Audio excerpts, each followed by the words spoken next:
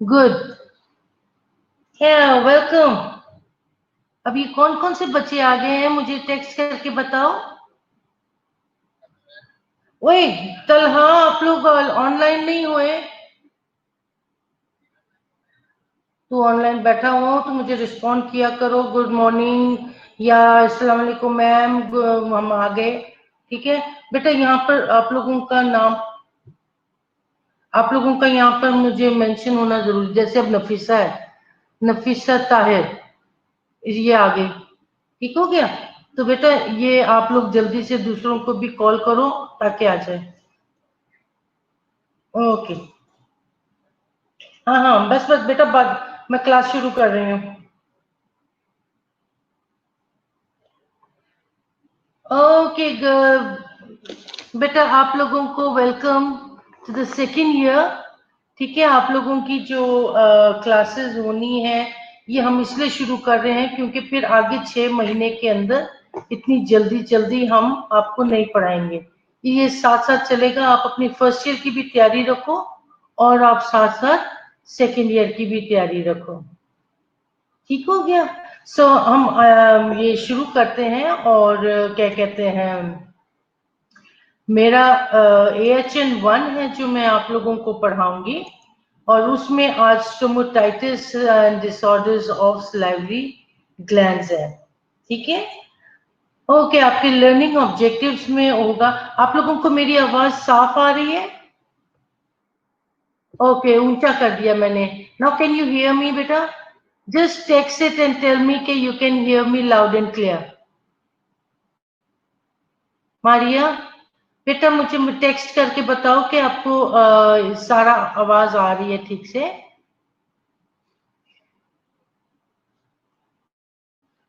वरना मैं पढ़ाती रहूंगी ऐसे अगर आप लोगों को मेरी आवाज नहीं है। यस मैम, थैंक यू बेटा।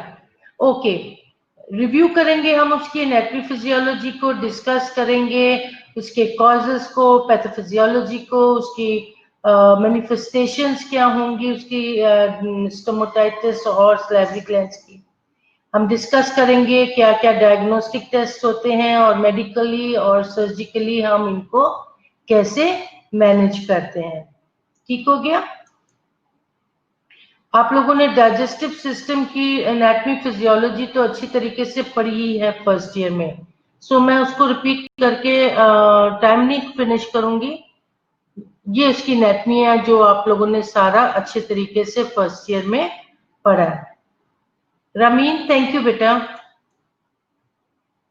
स्टोमोटाइटिस और म्यूकोसाइटिस, ठीक है, which involves inflammation and breakdown of the oral mucosa, is often a side effect of chemotherapy or radiation therapy. अब स्टोमोटाइटिस को वो कहते हैं कि आप चाहे स्टोमोटाइटिस कह लो या म्यूकोसाइटिस कह लो, उसमें इन्वॉल्व होता है आपके ओरल म्यूकोजा की इन्फ्लेमेशन और उसमें ब्रेकडाउन क्या हो रहे हैं। ठीक है, ज्यादातर उन्होंने कहा है कि जो आपका जो स्टोमोटाइटिस होता है या म्यूकोसाइटिस होता है, ये किस वजह से होता है? It is because of chemotherapy. जिन लोगों को रेडिएशन मिल रही है या कीमोथेरेपी मिल रही है, उसकी वजह से उन्होंने बताया कि क्या कहते हैं उसकी हो रही है रेडिएशन थेरेपी की वजह से, ये उसकी कॉम्प्लिकेशन हो रही है, साइड इफेक्ट्स हैं। Prophylactic mouth care is started when the patient begins receiving treatment. अब अगर पेशेंट को जैसे कोई ट्रीटमेंट शुरू होती है, उसमें क्या होता है कि आप प्रोफिलैक्टिक ट्रीटमेंट देना शुरू कर देते हो। प्रोफिलैक्टिक ट्रीटमेंट क्या होती है? जो आप उस वक्त टेम्परेरी तौर पर उसको जैसे आप ब्रश करते हो दिन में एक दफा करते हो, रात को मतलब एक दफा रात को करते हो, 2 दफा हो जाती है। तो प्रोफिलेक्टिकली आप क्या करते हो कि whenever you go and have meal, you after meal you go and brush your teeth, ताकि जो पार्टिकल्स आपके मुंह के अंदर, दांत के अंदर रह जाते हैं, वो अच्छे तरीके से साफ हो जाए। ठीक हो गया? When patient is receiving treatment, however, mucositis may become so severe that it breaks the treatment, that a break in treatment is necessary. बाज़ औक़ात क्या होता है कि मुंह अंदर से इतना बहुत ज्यादा पक चुका होता है कि उसको मजीद उसकी जरूरत नहीं होती ट्रीटमेंट की, उसको उसको उसकी ट्रीटमेंट को कैंसिल करना पड़ जाता है, ठीक है। तो उसमें क्या होगा कि ट्रीटमेंट को बीच में रोकना पड़ता है। Now, if a patient is receiving radiation therapy, has a poor dentition, extraction of the teeth before radiation treatment in oral cavity is often initiated to prevent infection. अब क्या है कि वो करते हैं कि अगर आप पेशेंट को अगर रेडिएशन थेरेपी मिलनी है उसकी बुरे दांतों की वजह से, ठीक है, दांत खराब है तो उसकी वजह से क्या हो रहा है कि उसको रोकना पड़ता है। तो उसके अंदर उन्होंने कहा है कि उसके लिए जरूरी है कि पहले उसके दांत को निकाल दो, जो खराब दांत है उसको आप निकाल दो और फिर आप उसकी ट्रीटमेंट को शुरू करो। उससे क्या होगा कि इन्फेक्शन होने से बच जाएगा। वरना क्या होता है, एक तो दांत खराब है आपके ऑलरेडी बहुत ज्यादा, फिर ऊपर से रेडिएशन मिल रही है। रेडिएशन में हमने देखा कि अमूमन मुंह पक जाता है, किसकी वजह से? रेडिएशन की वजह से। तो अगर हम उस दांत को निकाल दिया जाए और निकालने के बाद उसकी रेडिएशन की जाए तो इन्फेक्शन होने से की वजह बच, मतलब जो इन्फेक्शन है वो नहीं होगा। फिर बहुत सारे रेडिएशन थेरेपी जो सेंटर्स हैं recommend the use of fluoride treatment for patient receiving radiation to head and the neck, ठीक है। Now what is this fluoride therapy, ठीक है। फ्लोराइड थेरेपी जो है वो क्या होती है, जो ट्रीटमेंट है वो क्या होती है कि जैसे आपका दांत खराब है then you go for fluoride, अपना दांत साफ करते हो ना, दांत फ्लोराइड के साथ, वो जो चीज बचाव के लिए इस्तेमाल होती है वो आप उसके लिए यूज करो। अगर आपका मुंह अंदर से पका हुआ है तो आप अच्छे तरीके से अपने मुंह का सफाई रखो, that is fluoride treatment. Now, what is parotitis? Now, if you look at the both pictures, आपके पास सामने स्लाइड्स आ रही होती हैं, है ना? You can see the slides. Yes. So, if you are looking at the slide, you can see these two pictures. ठीक है? ये normal baby है, healthy child है, right? And this one is with the mums. ये देख रहे हो? मुंह सूज गया, गला सूज गया इधर से सारा। So inflammation of the parotid gland is the most common inflammatory condition of the salivary glands. अब उसने कहा है कि जो parotid glands का सफिया private, what private बेटा? Safia, what do you mean by this private? अच्छा, कंडीशन जो है उसने कहा है कि inflammation of the parotid gland is the most inflammatory condition of the salivary gland, सबसे ज्यादा ही कॉमन है। और उसने कहा है कि जो मम्स हैं, ठीक है, एपिडेमिक पेरोटाइटिस है, इसीलिए क्या होता है कि वो ये कम्युनिकेबल है और कम्युनिकेबल में क्या हो जाता है कि एक से दूसरे को लग जाते हैं, राइट। तो ये जो है अब ये जो मम्स हैं, ये क्या होता है कि अगर आप खांसी करते हो, बात करते हो तो आपके मुंह से भी क्या है सारी जरासीम निकल रहे होते हैं, ये एपिडेमिक है।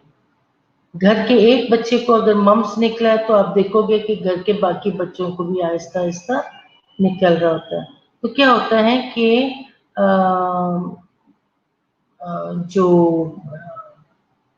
बच्चा है, माँ बाप जो है वो इन बच्चों को दूसरे बच्चों से अलग कर देते हैं, स्कूल जाने से भी रोक देते हैं, उनको लिख देते हैं स्कूल में कि हमारे बच्चे को मम्स हो रहा है जिसकी वजह से हम उसको नहीं भेज रहे स्कूल, ठीक है, तो वो रिकमेंडेड हो जाता है। अब आइए हो इतनी देर के बाद 11 मिनट लेट आके मुझसे पूछती हो टॉपिक नेम प्लीज। स्टोमोटाइटिस, ठीक है। अब स्टोमोटाइटिस के बाद हम पढ़ रहे हैं पेरोटाइटिस। अब उसके अंदर उसने कहा है कि it can cause by viral infection. जब वायरल इन्फेक्शन है तो it's most commonly affecting the children is the inflammation of salivary glands usually the parotid, ठीक है, आपके जो पैरोटिड ग्लैंड्स हैं तो उसकी बात कर रहे हैं। उसके रिस्क फैक्टर क्या है, किसके, पेरोटाइटिस के। elderly, acute, ill or debilitated people with decreased salivary flow from general dehydration or medication are at high risk for peritonitis। ठीक हो गया, पता लग गया कि कौन लोग रिस्क पर हैं। वो लोग जो एल्डरली हैं, जो बहुत सख्त बीमार हैं, वो जो बहुत डिबिलेटेड हैं, जो कमजोर हैं, ठीक है, और उनका स्लाइवरी फ्लो भी कम नहीं है। हम लोगों को अगर कोई इधर बैठ के चटनी का जिक्र करना शुरू कर दे, इमली का जिक्र कर दे, चूरन का कर दे, हम बचपन में चूरन खाते थे तो अभी से मुंह में पानी आ जाता है, तो वो क्या है कि सारा हमारा जो स्लाइवरी फ्लो है वो एकदम एक्टिवेट हो जाता है। कहीं कोई चार बना रहा हो, उसकी खुशबू भी हम सूंघ लें तो क्या है कि हमें सारा क्या कहते हैं मुंह में पानी आना शुरू हो जाता है, ठीक है। लेकिन इन पेशेंट्स के जो डिबिलेटेड पेशेंट है, कमजोर बहुत ज्यादा, उनके मुंह में जो मर्जी उनको दिखाते रहो, उनको कोई उनके मुंह में पानी नहीं आता, ठीक है। डिहाइड्रेशन उनको बहुत ज्यादा होती है जिसकी वजह से ये भी नहीं हो सकता, ठीक है। Medicine are at high risk for parotitis. Causative organism क्या है, जो कि हमारे माउथ को और स्लाइवरी डक्ट को अफेक्ट करता है। The organism is usually staphylococcus aureus except in mumps, सवाए मम्स के। बाकी जो हमारे जो पेरिटाइटिस है वो उसका जो कॉजेटिव ऑर्गेनिज्म है जिस जो ये सारा कॉज करता है, दैट इज स्टेफिलोकोकस ऑरियसिस, ठीक है। ये याद रखने की बात है कि अगर कहीं जिक्र हो कि मम्स में एक्सेप्ट फॉर मम्स के, अगर हम आपको ये सारा यहाँ से स्वॉलन है तो और इन्फ्लेमेशन हो रही है तो उसका कॉजेटिव ऑर्गेनिज्म कौन है, staphylococcus aureus. Now will look at the sign symptoms, ठीक है।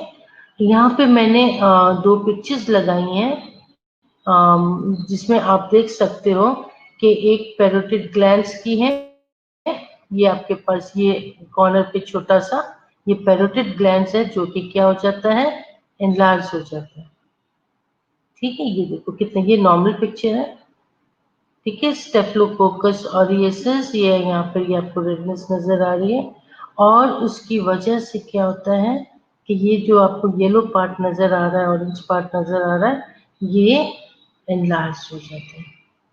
You can always remember the picture also. The onset of this complication is sudden.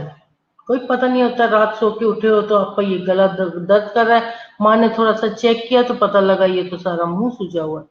With an exacerbation of both fever and the symptoms of the primary condition, the gland swells and become tense and tender.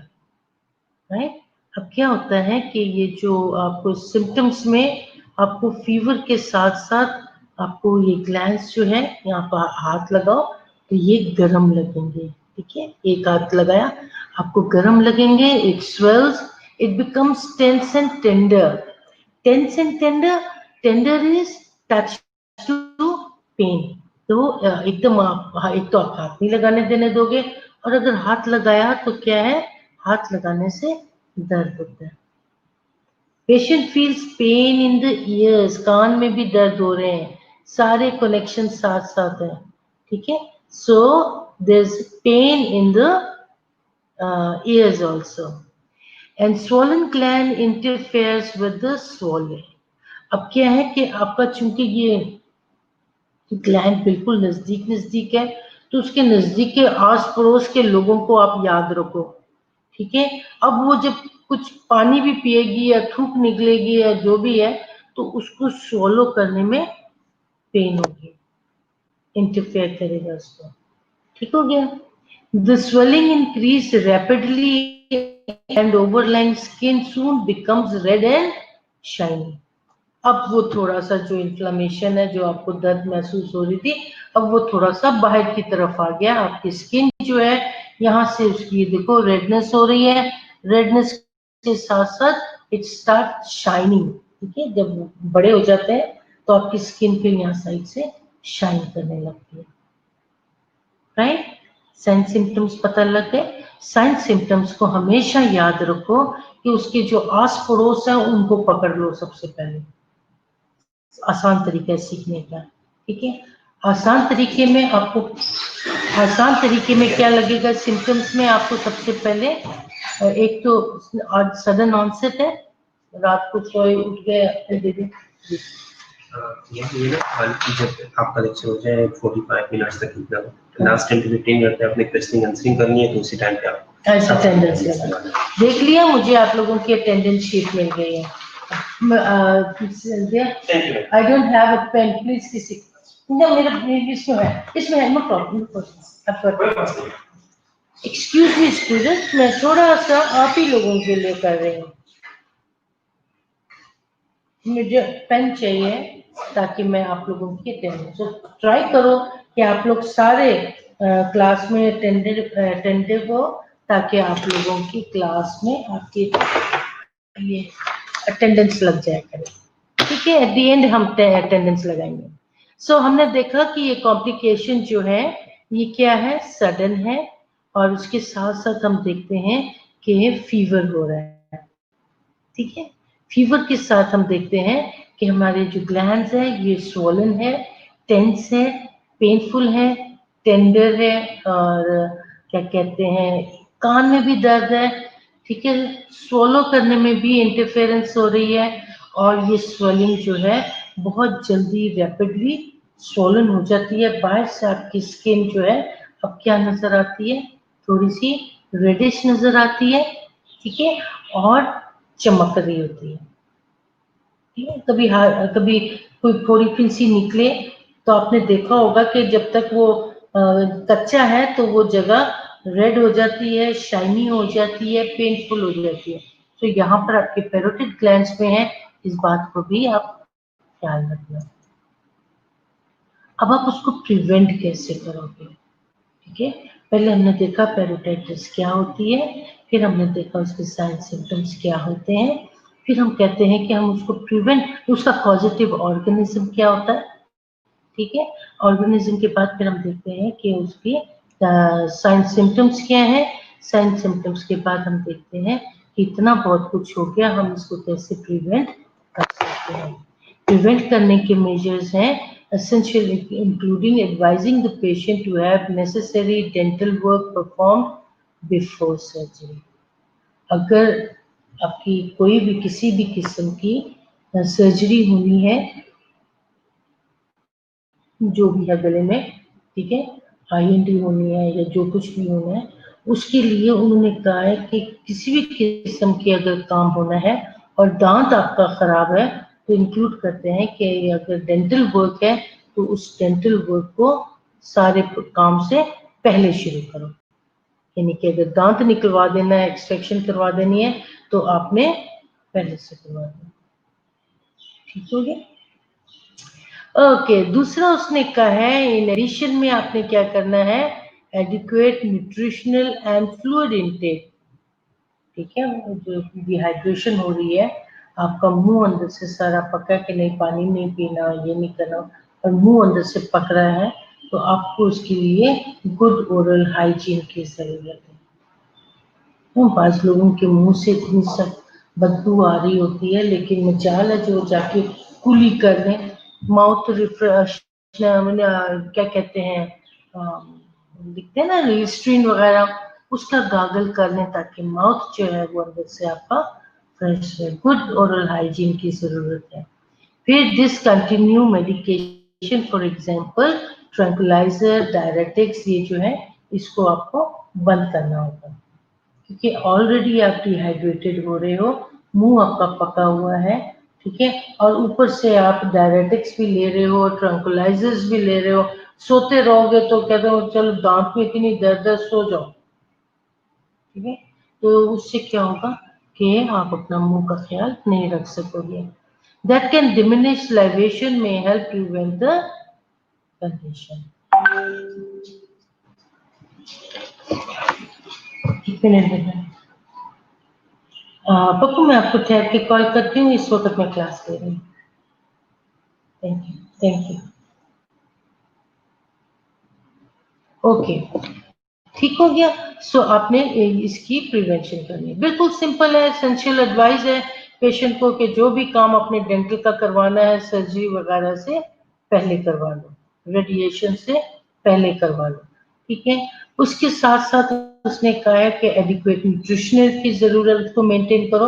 अगर आपकी nutrition अच्छी नहीं है तो आपकी कोई भी बीमारी है वो जल्दी हील नहीं होगी, ना सिर्फ मुंह की बल्कि और भी है, ठीक है। फ्लोराइड का फ्लूइड इनटेक आपके पास होना चाहिए। गुड ओरल हाइजीन की जरूरत है। डिसकंटिन्यू करो उन मेडिकेशंस को जो कि डिमिनिश करते हैं आपकी स्लाइवेशन को, ठीक है, may help to prevent the condition. Good हो गया, यहाँ तक समझ में आया? मैं ज्यादा तेज तो नहीं बोल रही? Quratulain, Rida, now how will you manage? पहले हमने प्रिवेंशन देखी है, अब हम क्या देखेंगे, उसकी मैनेजमेंट देखेंगे हम। How will you manage the parotitis occurs, antibiotic therapy is necessary. No ma'am, what do you mean by no ma'am? Madiha अभी आ गई हो तो समझ आ रही है? Okay Nikita, thank you. Now what happens if peritonitis occurs? अगर आपको पेरोटाइटिस हो गया है, इन्फ्लामेशन है और आपका ये स्वॉलन है और पेनफुल है, फीवर है, then antibiotic therapy is necessary. ठीक हो गया। then analgesic may be prescribed to control pain. अब आपको मैनेजमेंट का जो एक अच्छी टिप है ना, वो ना सिर्फ क्या कहते हैं आपके इस एएचएम में ही सिर्फ काम आएगी, आपके सारे सब्जेक्ट्स में काम आएगी। और वो आसान टिप है बेटा कि अगर आपको उसके कॉजेस और उसके साइन सिम्टम्स अगर आपको अच्छे से आते हैं, मैनेजमेंट कहीं नहीं गई। अगर अगर कहते हैं राइट द मैनेजमेंट ऑफ पेरोटाइटिस और ये वो, तो आपको पता है कि पेरोटाइटिस का पॉजिटिव ऑर्गेनिज्म क्या है, आपको पता है कि उसके साइन सिम्टम्स क्या है, आपको पता है कि हम उसको कैसे प्रिवेंट कर सकते हैं। तो आप उसके अंदर से पॉइंट निकाल के तो आप मैनेजमेंट कर सकते हो। फॉर एग्जाम्पल हमने देखा कि उसको क्या है, एंटीबायोटिक्स हम दे रहे हैं क्योंकि इन्फ्लामेशन है, फीवर है, ठीक है, तो हमने उसकी एंटीबायोटिक थेरेपी शुरू कर दी। फिर हमने कहा कि उसको पेन है बहुत ज्यादा, ठीक है, वो इंटरफेयर कर रहा है, आपकी स्वॉलिंग में भी इंटरफेयर कर रहा है, तो हम क्या करते हैं, उसको पेन किलर दे देते हैं। पेन किलर इज एनाल्जेसिक, हम एनाल्जेसिक कह लें, पेन किलर कह लें, सेम। फिर हम एंटीबायोटिक थेरेपी इज इफ अगर उसने कहा कि if antibiotic therapy is not effective, the gland may need to be drained by surgical procedure known as पैरोटाइडक्टमी, ठीक है।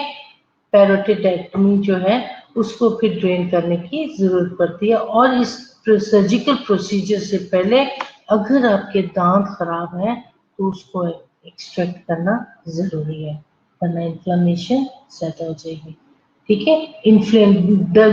दुखने वाला खराब दांत, उसका जिक्र कर रही हूँ, हमें पतीसी निकाल के नहीं बैठ जाना, ठीक है।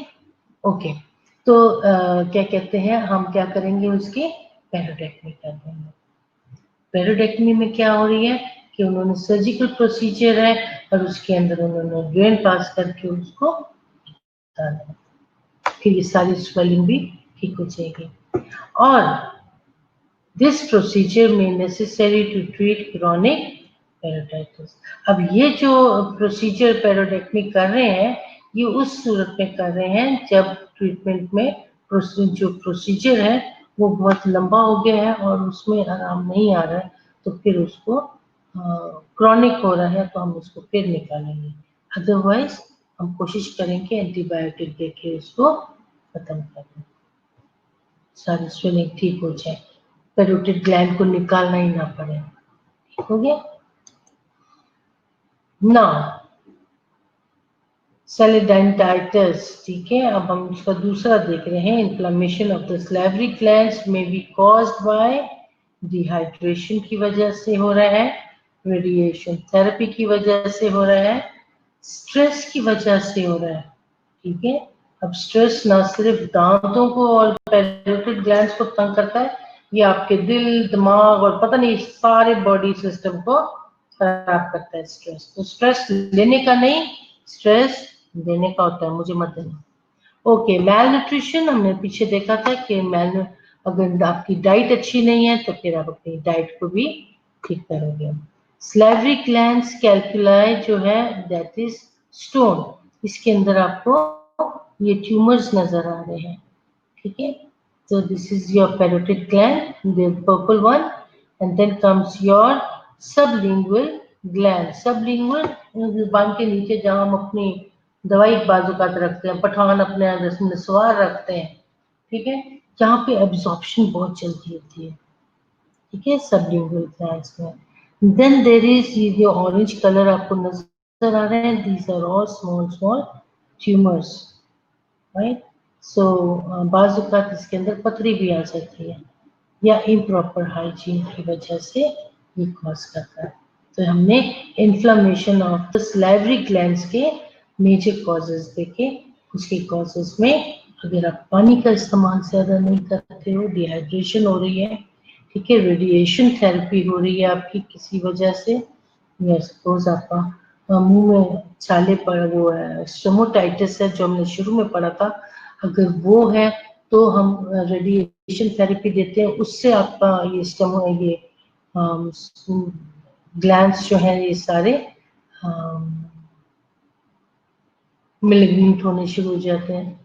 फिर हम रेजर्स देते हैं ताकि ठीक हो जाए, उससे मुंह पकना शुरू हो जाता है, पैरोटिड ग्लैंड्स पकने शुरू हो जाते हैं। ठीक है, फिर स्ट्रेस है, मैलन्यूट्रिशन है, सैलिवरी ग्लैंड के अंदर जो पथरी है या वो हो जाए, या आप अपने मुंह का ख्याल नहीं रखते हो। मैम डेंटिटाइटिस जो है, दिस इज ऑल डेंटिटाइटिस, सारा दिखते हैं हमें। अब बेटा ये जो है ना डेंटाइटिस, ये सारा it is all because of पेरियोडाइटिस।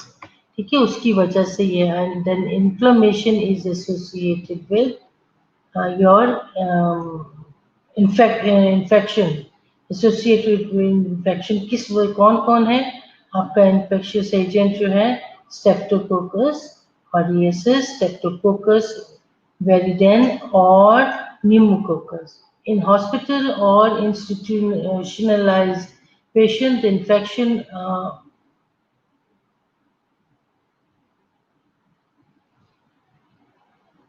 अच्छा मैं बताती हूँ, ठीक है। और फिर मेथिलीन, ये सारे जो हैं इसके MRSA में से बनता है मेथिलीन रेजिस्टेंट स्ट्रेप्टोकोकस ऑरिएसिस, ठीक है, MRSA। सो ये हॉस्पिटल के अंदर ये जो फैलता है वो इसकी वजह से फैल रहा है, और इन्फेक्शन की वजह से ये वजह बनती है इनकी।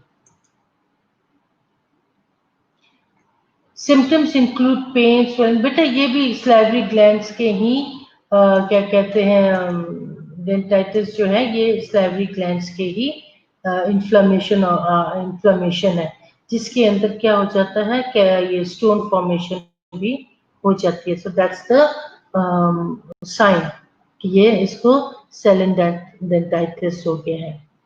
ठीक है, उसकी वजह से सारा आपका ये एरिया जो है वो इन्फ्लेम्ड हो गया है। तो that is inflammation of the salivary glands है, that can be caused by that is sialadenitis. Symptoms आपका जो इंक्लूड करता है वो क्या है? स्वेलिंग है, पेन है और पेरुलेंट डिस्चार्ज है। पेरुलेंट डिस्चार्ज किसको कहते हैं? पेरुलेंट डिस्चार्ज हम कहते हैं जब पसी पक गया ना, अब पस आनी शुरू हो गई है, that is purulent discharge. Antibiotics are used to treat infection. Massage है, massage, dehydration and corticosteroid frequently cure the problem. हल्का हल्का थोड़ा थोड़ा, एक मिनट।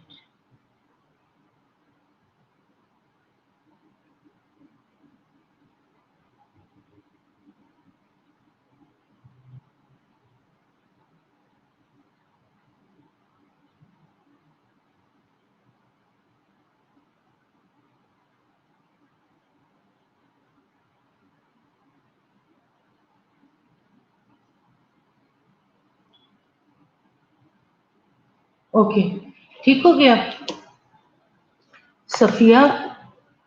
ओ सफिया, सफिया ये सेलेंडेंटाइटिस आपकी समझ में नहीं आई तो सेलेंडेंटाइटिस मैंने आपको यहाँ पीछे बताई और बार बार बताई। It is the inflammation of the salivary glands. ठीक है, आपकी सलाइवरी ग्लैंड्स जो हैं या फिर जहाँ से सलाइवा बनता है, इसकी बात वो कर रहे हैं कि इसकी सलाइवरी ग्लैंड्स की। हमने पहले देखा स्टेमोटाइटिस क्या है, फिर हमने देखा पेरोटाइटिस क्या है, अब हम देख रहे हैं सेलेंडेंटाइटिस क्या है। ये सारे रिश्तेदार आपस में मिले जुले बैठे हैं। सारामोरस sialadenitis is the inflammation of the salivary glands, जिसकी कॉजेज बताए हैं कि ये उसके कॉजेज हैं। फिर उसने कहा है कि इसके जो पॉजिटिव ऑर्गेनिजम्स जो हैं वो स्टेफिलोकोकस ऑरिएसिस है, स्टेप्टोकोकस वेरिएंटन है, निमोकोकस है। और अगर हॉस्पिटल से वो ये बीमारी ले रहा है तो उसकी वजह बनती है मेथिसिलिन रेजिस्टेंट स्टेफिलोकोकस ऑरिएसिस। ठीक हो गया? यहाँ तक समझ में आ गई? कोई ऐसी बात जो अभी तक समझ में नहीं आई? सफिया, सारा? मैम मैं कह रही थी आप तेज नहीं बोल रहे। अच्छा, सिम्टम्स हम देखेंगे। ओके बेटा। No ma'am. रमीन क्यों? रमीन क्या चीज समझ में नहीं आई है बेटा आपको?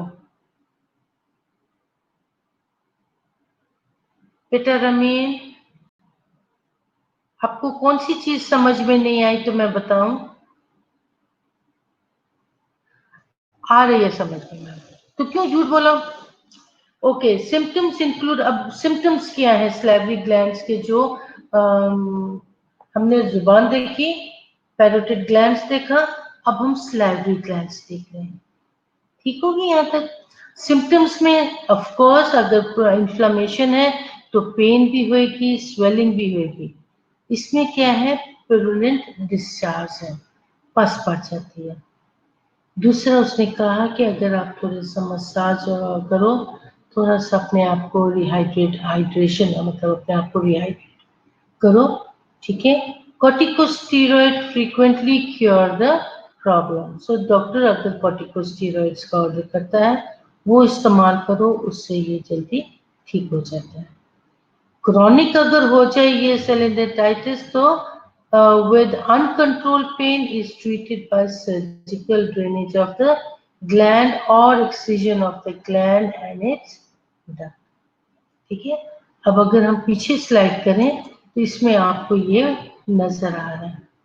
ठीक है? ये आपका सबलिंगुअल ग्लैंड है। ठीक है? और यहाँ पे ग्लैंडुलर सब मस्कुलर ये सब मैक्सिलर है। ठीक है? ये आपका मैक्सिलरी बोन है तो इसके साथ मैक्सिलरी ग्लैंड है। तो ये हम इसको पकड़ रहे हैं सबलिंगुअल को, और अगर इसमें बहुत ज्यादा इन्फ्लेमेशन हो गई है, अगर ये ठीक नहीं हो रहा है, क्रॉनिक होता जा रहा है, तो डॉक्टर क्या करते हैं, उसको सर्जिकली ड्रेन करते हैं। सर्जिकली कैसे ड्रेन करते हैं, जुबान पीछे करेंगे आपके स्लाइवरी ग्लैंड्स जो भरे बैठे हैं एकदम मोटे मोटे होके जुबान के नीचे, फिर वो सर्जिकली उसको एक्सरसाइज करके उसके अंदर से सारा गंद निकाल। यहाँ तक समझ में आई? ओके, अब हमने स्लाइवरी कैलकुलस देखना है, ठीक है। अब ये देखो, सेलुलोलिथियासिस, लिथियासिस, जहां भी वर्ड लिथियासिस आ जाए, आंखें बंद करके समझ जाना वहां पर कोई पत्थर है, किसी पथरी का जिक्र हो रहा है। Lithiasis is stone, always remember. जैसे हम कहते हैं इन्फ्लेमेशन, तो वहां पर इन्फ्लेमेशन में क्या कहते हैं, स्वेलिंग है, पेन है, टेंडर है, रेडनेस है, शाइनी एरिया आ जाती, स्किन शाइनी हो जाती है।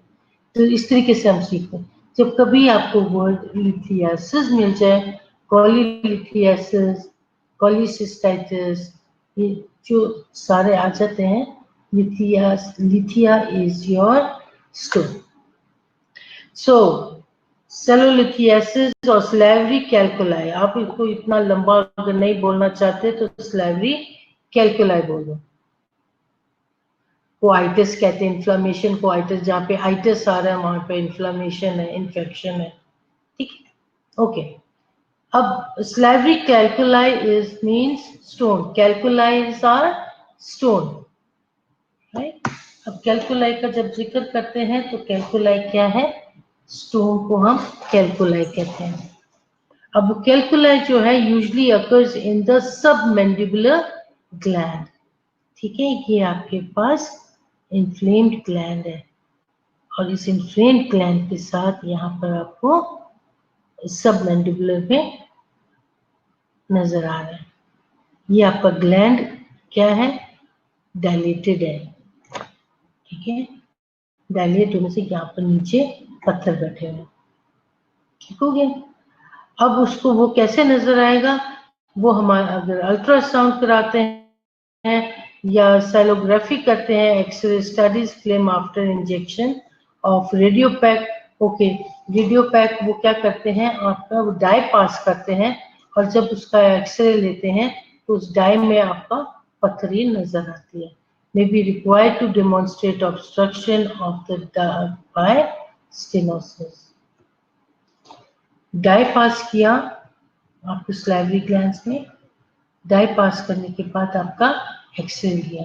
एक्सरे लेने के बाद क्या होता है कि उसमें पता लग जाता है कि कोई ट्यूमर है या कोई स्टोन है और क्या चीज है जो कि पेन कॉज कर रही है, स्वेलिंग कॉज कर रही है।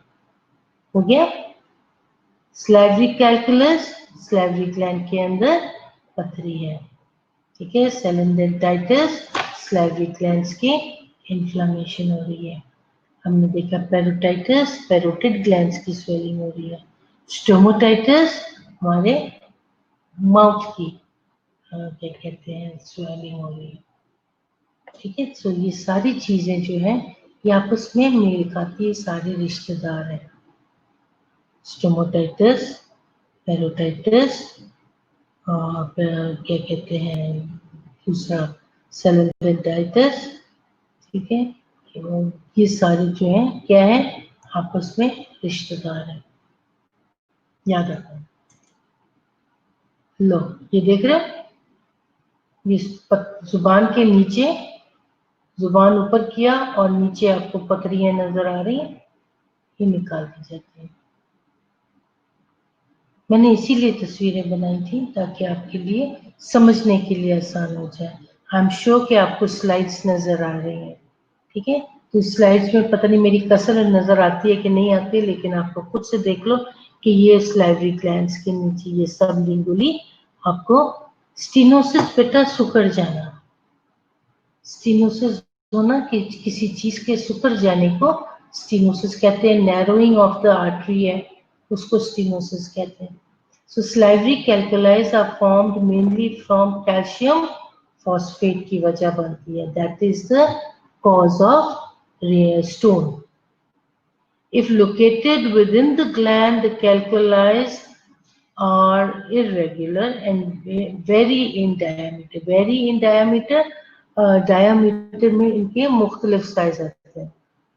ठीक है, तो उन साइज में 3 to 30 mm तक भी हो सकते हैं. डक्ट जो है, जब डक्ट में है कैलकुलाई तो आर स्मॉल एंड ओवल. ये डक्ट में है तो they are small and oval. ठीक है, ओवल शेप है. ओके, यहां तक समझ में आ गई इसकी कॉजेस को. अब इसके साइन सिम्टम्स देखो. अब ये बेचारी काम भी नहीं कर सकती कि उसके मुंह में कितनी दर्द है. Calculi with in the salivary glands itself causes no symptoms. Calculi जो salivary glands में मौजूद है उसके कोई सिम्टम्स नहीं होते हैं unless infection arises. देखो जरा, अगर जुबान के नीचे उन्होंने जुबान के नीचे अगर कोई पथरी वगैरह है तो उसको कोई दर्द नहीं है. दर्द उस वक्त होगा, तकलीफ उस वक्त शुरू होगी जब वहां पर इन्फेक्शन होना शुरू हो जाए. ठीक हो गया. The gland duct causes sudden, local and often colicky pain. Colicky pain क्या होता है? Colicky pain होता है you can't bear it. That is colicky pain. Very painful. अब ये बेचारी देखो ना, लैपटॉप पे काम कर रही है, लेकिन पेन ने उसका काम करने को रोक दिया. ठीक है, which is abruptly relieved by the crush of saliva. अब वो कैसे ठीक होता है? वो ऐसे ठीक होता है कि आप ना मुंह में जब थूक आता है तो वो जल्दी से बेहतर हो जाता है. उस वक्त जल्दी आराम आ जाता है.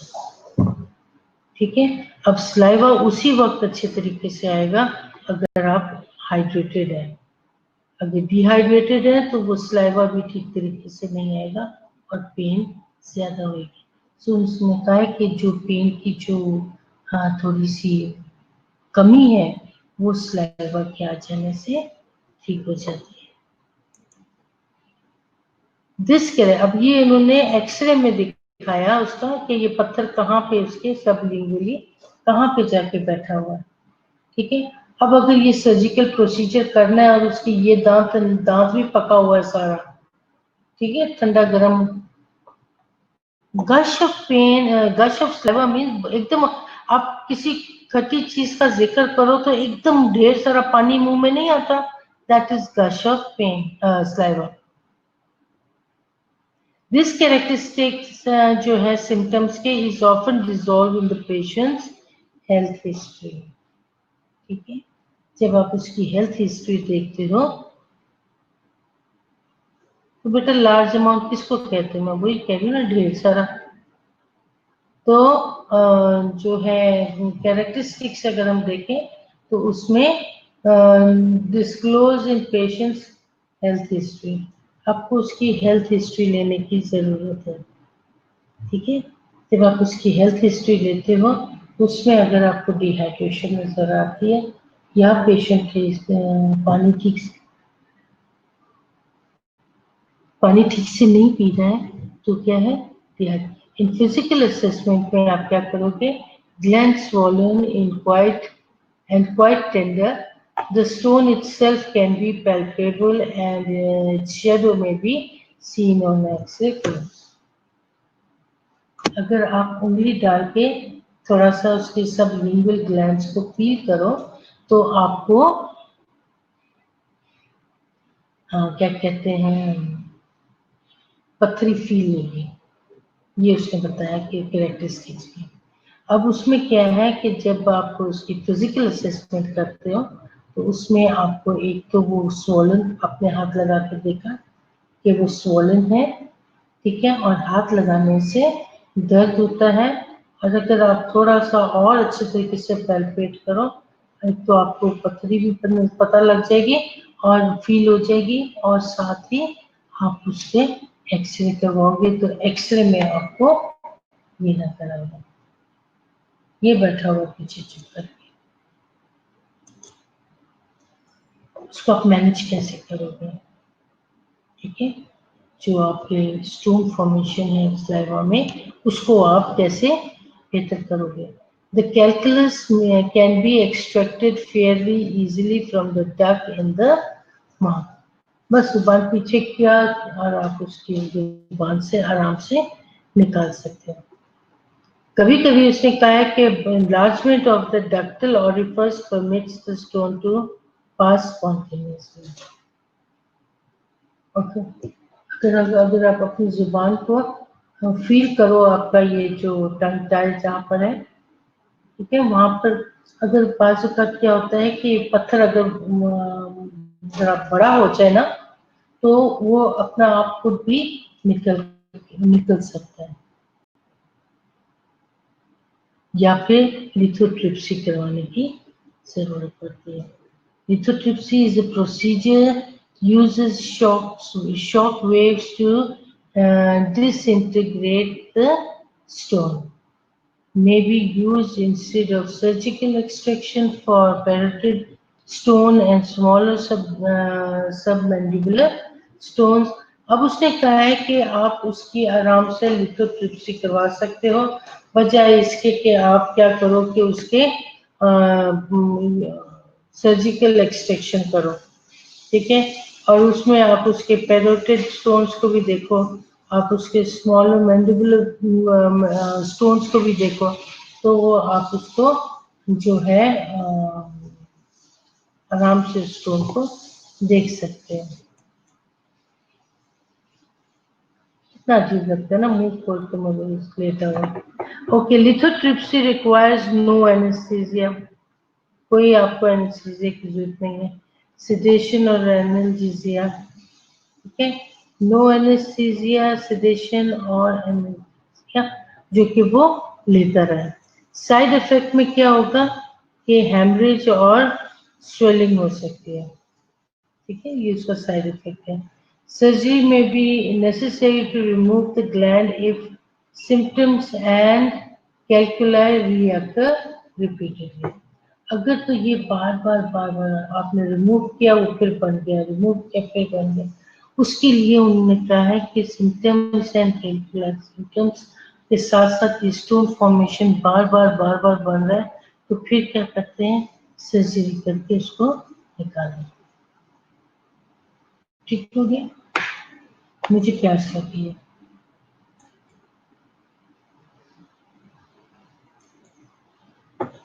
यहाँ तक अच्छा लगा, हमने अपने टाइम से बहुत अच्छा स्लाइड्स अपने कंप्लीट किया। हमने क्या कुछ देखा, हमने स्टेमोटाइटिस देखा। स्टेमोटाइटिस का जो है वो क्या है, इन्फ्लेमेशन ऑफ द माउथ या म्यूकोसाइटिस इज नोन एज स्टेमोटाइटिस, ठीक है। अब उस स्टेमोटाइटिस के फिर हमने माइक्रो ऑर्गेनिज्म देखा, तो वो कौन था, स्टेप्टोकोकस ऑरियसिस था। फिर हमने आगे उसकी प्रिवेंशन देखी।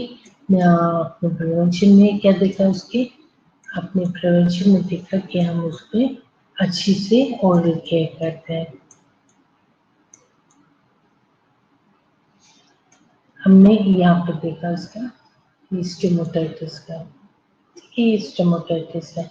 वो लोग जिन्होंने बाद में थोड़ा सा ज्वाइन किया, वो भी देख लें कि स्टेमोटाइटिस क्या था, या आप उसको स्टोमोटाइटिस कह लो या म्यूकोसाइटिस कह दो। ये इन्फ्लेमेशन ऑफ द माउथ है, और वो क्या करता है, ओरल म्यूकोजा, और उसका साइड इफेक्ट जो है, उसका साइड किसके साइड इफेक्ट से हुआ, ये कीमोथेरेपी और रेडिएशन थेरेपी की वजह से स्टोमोटाइटिस हो गया। आप अगर चाहें तो उसको ठीक कर सकते हैं बाय रिसीविंग ओरल, ये जो है क्या कहते हैं, ओरल फ्लोराइड ट्रीटमेंट आप यूज कर सकते हो, ठीक है। फिर हमने देखा कि उसको रेडिएशन थेरेपी हो रही है, उसके अंदर आपने कोई भी सर्जिकल प्रोसीजर किसी किस्म का, चाहे वो पथरी निकालनी है, चाहे आपको ड्रेनेज करना है, जो भी आपने काम करना है, आपको पहले क्या करना है, आपको उसके जो ग्लैंड्स है, ठीक है, उसको उसके अंदर से आपने पसी डिस्चार्ज दूर करना है। पसी डिस्चार्ज कैसे दूर करेंगे, कॉटन वगैरह रख के, तो उससे आप दूर करेंगे। ओके, फिर हम देखते हैं पेरिटाइटिस।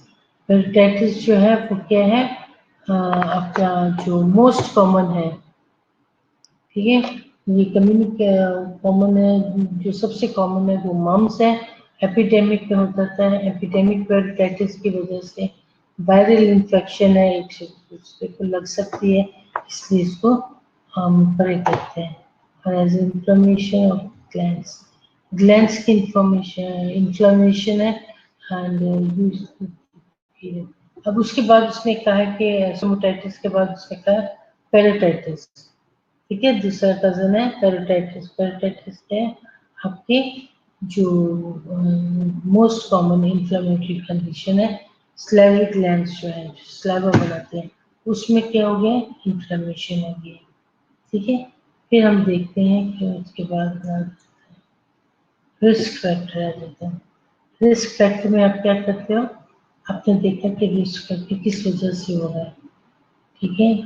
ये जो है एल्डरली पेशेंट्स हैं और ये एक्यूटली है, डिबिलेटेड है, ये सारे पेशेंट्स जो है ये रिस्क पर होते हैं। इसका माइक्रो ऑर्गेनिज्म जो है वो स्टेफिलोकोकस ऑर्गेनिज्म। हाँ हाँ,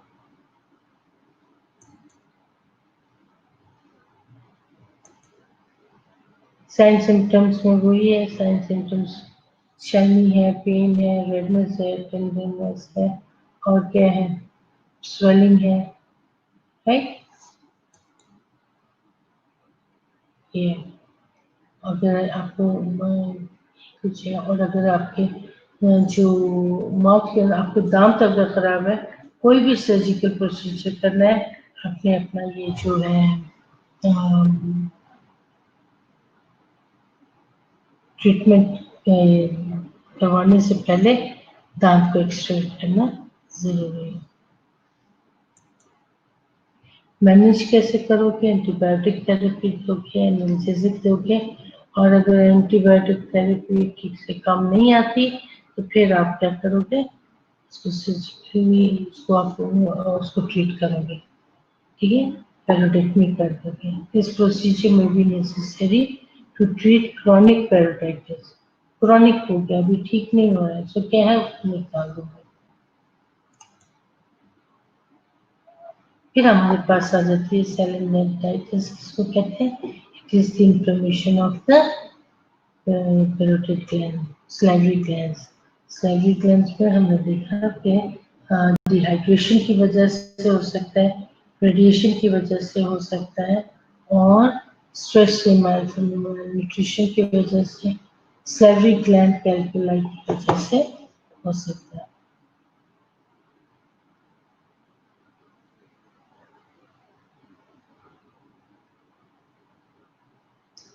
क्यों नहीं जा रहा है, नेक्स्ट पे इन्फ्लेमेशन में हमने भी देखा कि स्टेप्टोकोकस ऑरिएसिस है, स्टेफिलोकोकस है।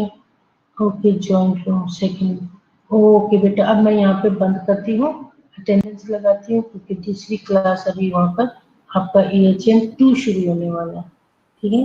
तो मैं अटेंडेंस लगाऊं ताकि आप लोगों की क्लास को, अगर कोई बात समझ में नहीं आई तो बेटा जस्ट लेट मी नो।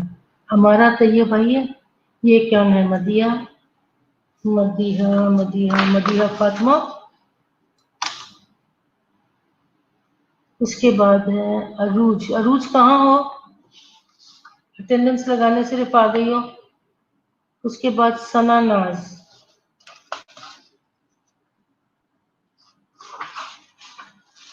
सना,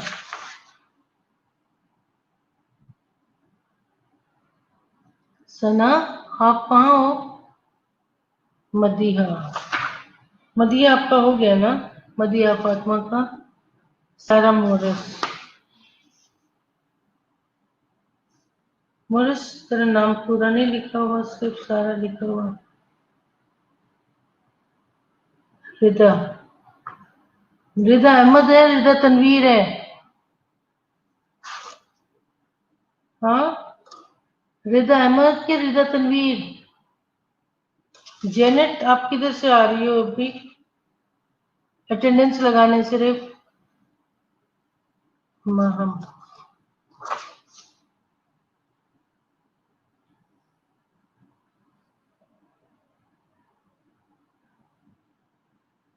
ये कौन है? महकुन निसा, रिदा तनवीर है।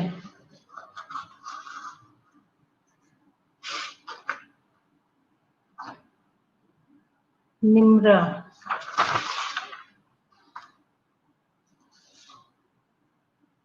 तलहा,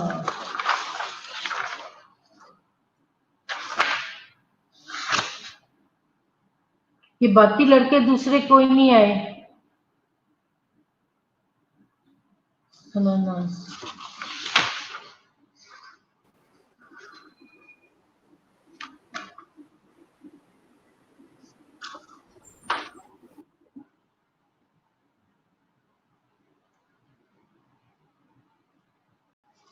सनद,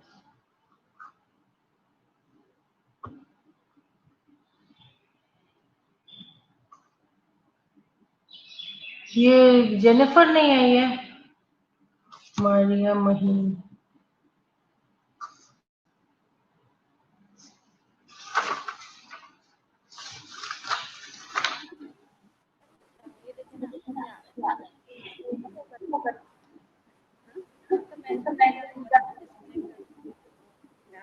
जेनिफर,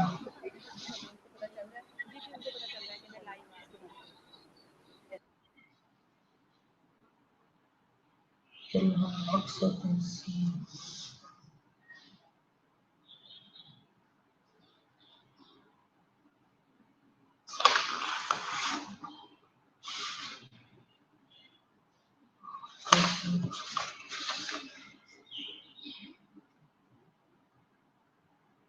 निम्रा, शबाना,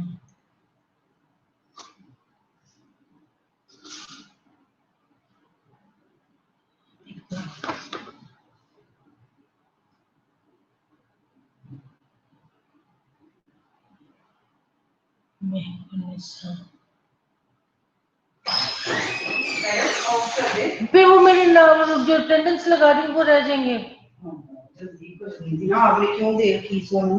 हैं? सेट करो, सब करो। है ना दो? ये भी है ना, 1 मिनट 2 मिनट है ना अभी। अच्छा चल कोई बात नहीं। कीजिए, 2 मिनट है अभी। जी मैम। कीजिए, देखना, बनाना।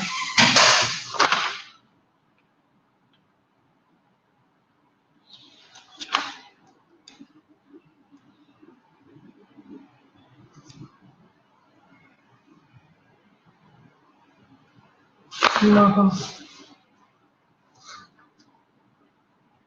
सारा मोरस,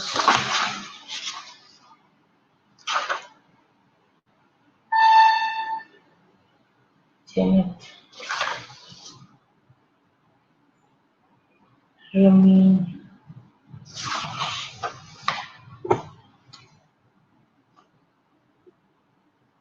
अरूज। अरूज फरवा है कि फवाद है? ये कौन सी अरूज है भाई?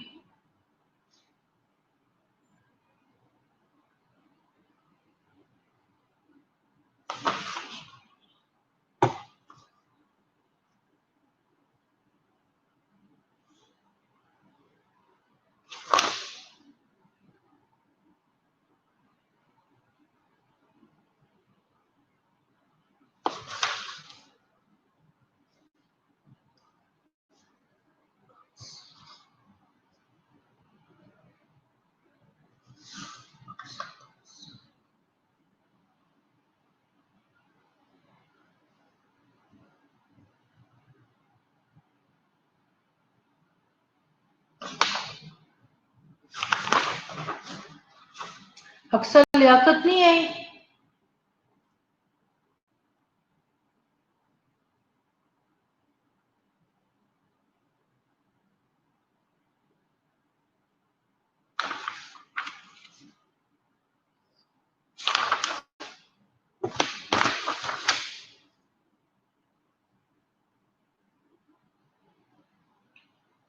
यासिर नहीं आया।